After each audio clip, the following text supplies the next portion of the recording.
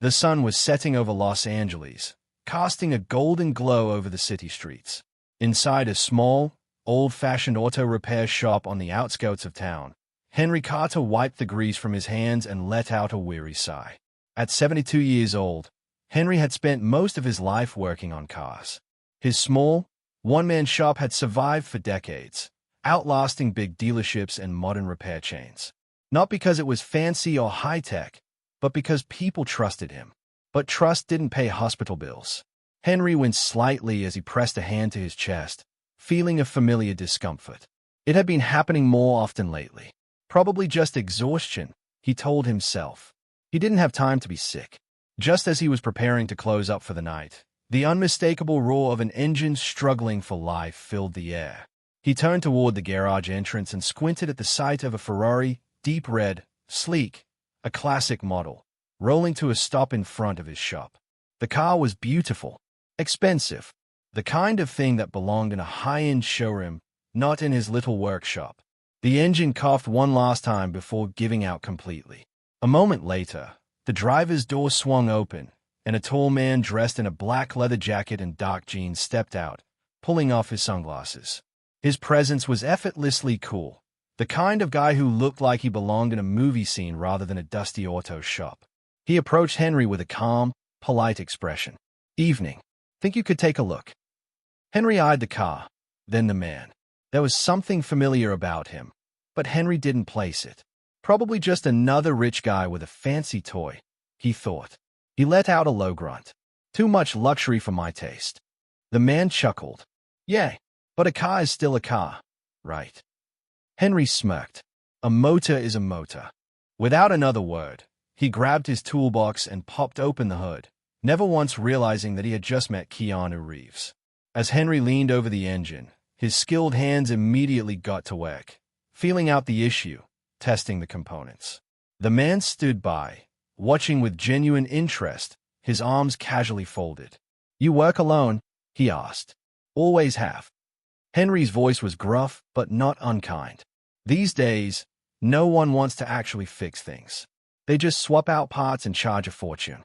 The man nodded thoughtfully. "I respect that. A real mechanic." Henry snorted. "Damn right."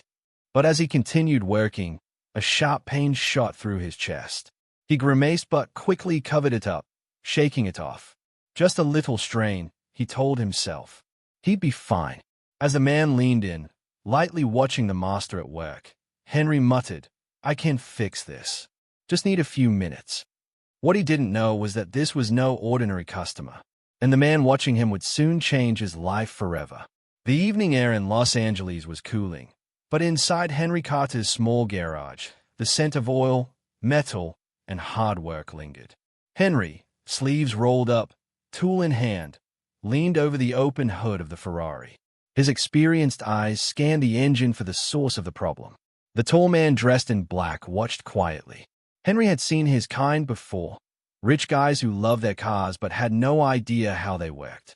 But there was something different about this one. Henry muttered as he reached inside the engine bay. Too much wiring. Too many computers.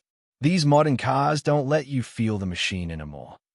The man smirked, nodding. "I like people who do things the right way." Henry snorted. "Yeah? Then you're in the wrong city, kid." The man chuckled but said nothing. Henry focused on the engine, twisting a wrench, adjusting a belt.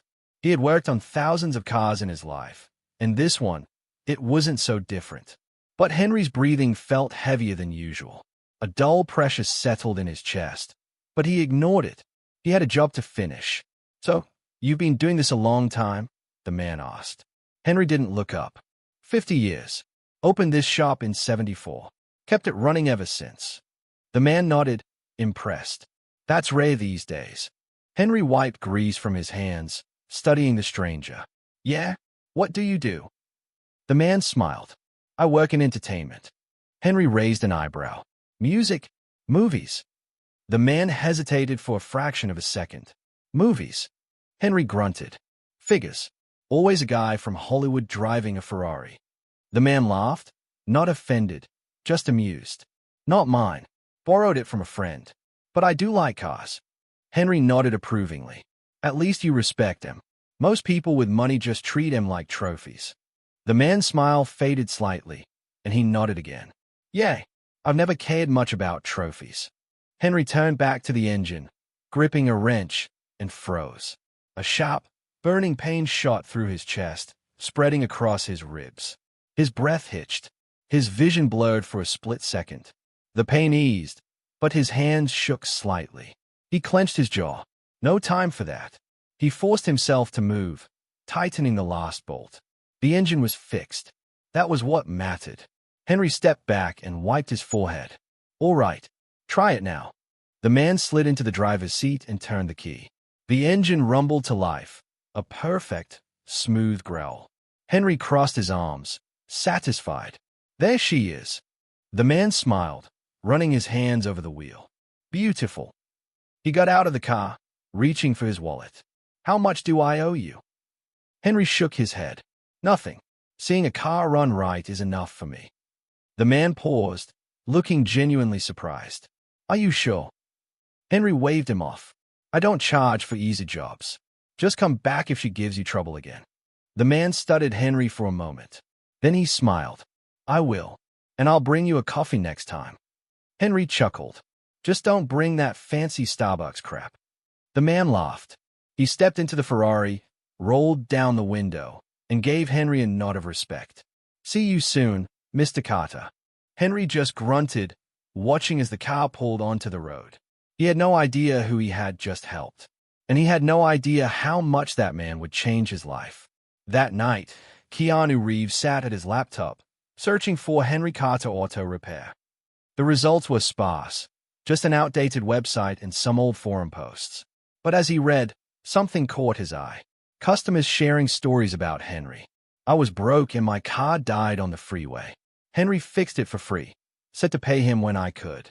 I never forgot that. My dad brought his car here for 30 years. When he passed, Henry fixed his old Chevy so we could drive it to the funeral." Keanu leaned back in his chair, exhaling slowly. Henry Carter wasn't just a mechanic. He was one of the good ones. And people like him, they deserve more than to be forgotten. Keanu closed his laptop.